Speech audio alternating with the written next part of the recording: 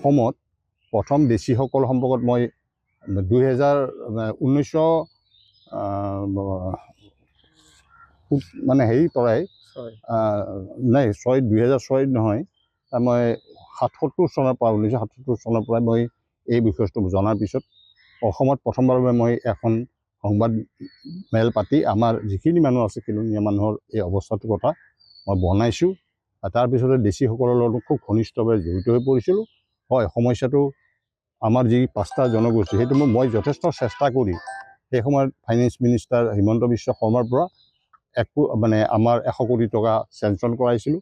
আৰু তাৰপিছতে তেওঁ মুখ্যমন্ত্ৰী হোৱাৰ পিছত আমাৰ সকলো আলাপ আলোচনাৰ মাধ্যমেৰে আমাক জনগোষ্ঠীয় বা খিলঞ্জীয়া হিচাপে বিধানসভাটো ঘোষণা হ'ল, কিন্তু কামখিনি আগবাঢ়িব যোৱা নাই। ইতিমধ্যে পাইলট প্ৰজেক্ট হিচাপে সোণাৰীত আৰম্ভ কৰিব বিচাৰিছিল, কিন্তু এতিয়া কথা হ'ল কি ইয়াৰ পিছত 26ত বোধ কৰোঁ 26 নে 27ত আমাৰ জাতিগত হেৰি এটা হ'ব, সেইটো কাৰণে এইটো বস্তু অলপ পিছুৱাই থাকিল।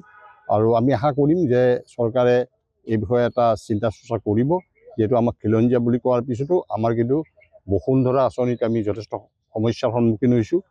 আৰু মই শদিয়াতো দেখিলোঁ, তিনিচুকীয়াতো দেখিলোঁ, বিভিন্ন জনৰ মই কথা পাতিলোঁ। আৰু প্লাছ ডি ভোটাৰেই হওক বা আজি এছাৰৰ নামতে যিটো অৱস্থা হৈছে সেইবিলাক সমাধান কৰাৰ কাৰণে আমি বাৰম্বাৰ দাবী দিছোঁ। আৰু ঠায়ে ঠায়ে মানুহবিলাকে লাগিও আছে। গতিকে যিখিনি সমস্যা সেইখিনি সমাধান কৰাৰ কাৰণে বাকী চৰকাৰে উদ্যোগ ল'ব লাগিব।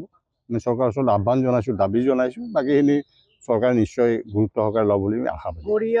উন্নয়ন পৰিষদ মানে দেশীসকল হ'ব লাগে বুলি মইতো বহুবাৰ ময়ে দাবী কৰিছোঁ। মইতো কোনো অনুষ্ঠান নহয় বা মোৰ সংগঠনত জড়িত নহয়। গড়িয়া উন্নয়ন পৰিষদখন ঘোষণা হৈছিল কংগ্ৰেছৰ দিনত, কিন্তু এনেকুৱা এখন উন্নয়ন পৰিষদ কোনো কামতো নহয় যে কিয় তালৈ বাজেট একেবাৰে নিদিয়ে। কম বাজেটত 30 লাখ 40 লাখ টকাত সেইটো জনগোষ্ঠীৰ মানুহখিনিয়ে নোৱাৰে। ঠিক তেনেকৈ আজি মৰিয়া সকলোৰো আছে, তেওঁলোকে OBC মৰ্যাদাও আছে আৰু হেৰিবিলাকৰ আছে, আপোনাৰ মাইমলৰ আছে, কিন্তু ক'লোকে ফাণ্ডটো নিদিয়ে, ফাণ্ডটো কম। সেইকাৰণে আমি চৰকাৰক বহুবাৰ কৈছোঁ যে এই উন্নয়ন পৰিষদবিলাক দেশীৰো বনাই দিব লাগে, কাৰণ দেশীসকল যথেষ্ট চাফাৰ কৰি আছে। দেশীসকলৰ মানে যিটো এটা অৱস্থা হৈছে, সেইকাৰণে মই য'তেই গৈছোঁ, ক্লজ 6ৰ মিটিঙতো মই গৈছোঁ, তাতে মই কৈ আহিছোঁ, বিভিন্ন সময়ত চৰকাৰকো দাবী জনাইছোঁ। আৰু সংবাদ মাধ্যমত মই যিবিলাক গৈছিলোঁ সকলোতে মই দেশী কথাটো সদায় উচ্চ স্থান দিয়ে কথাখিনি তেখেতলোকৰ যিটো মৰ্মবেদনা এই কথাটো মই কিন্তু ইতিমধ্যে দাঙি ধৰিছোঁ।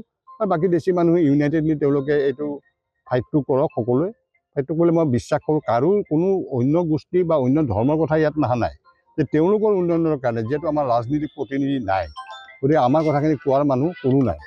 গতিকে আমি সেইকাৰণে চৰকাৰক কৈছোঁ যে আমাৰ যিহেতু নাই, আমাক মৰ্যাদাটো ভালকৈ দিয়ক। সেইটো আমি আহ্বান জনাইছোঁ চৰকাৰক।